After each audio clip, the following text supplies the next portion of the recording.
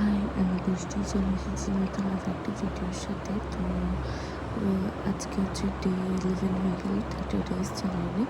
তো আজকে শ্রাবণ মাসের সোমবার ছিল। সকালবেলা পুজো করে ছাতু খেয়ে হচ্ছে অফিসে বেরিয়ে গেলাম অফিসের জন্য।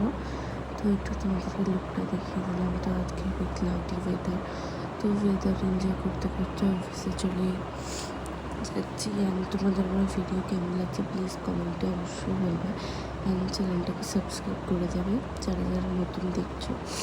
ভিডিওটা লাইক কমেন্ট শেয়ার করতে ভুলবে না। আর হচ্ছে তারপর হচ্ছে অফিসে গিয়ে কাজ বাজ করার পরে লগ ইন করার পরে দেখি কিছুক্ষণ পরে খুব বৃষ্টি। শ্রাবণ মাসে প্রথম সকাল স্বাভাবিক কথা বৃষ্টি হবে। অ্যান্ড আমার গলার আওয়াজটা একটু ইগনোর করো, ভয়েস ওভার দিতে পারছি না, আমার গলা প্রচণ্ড বসে গেছে।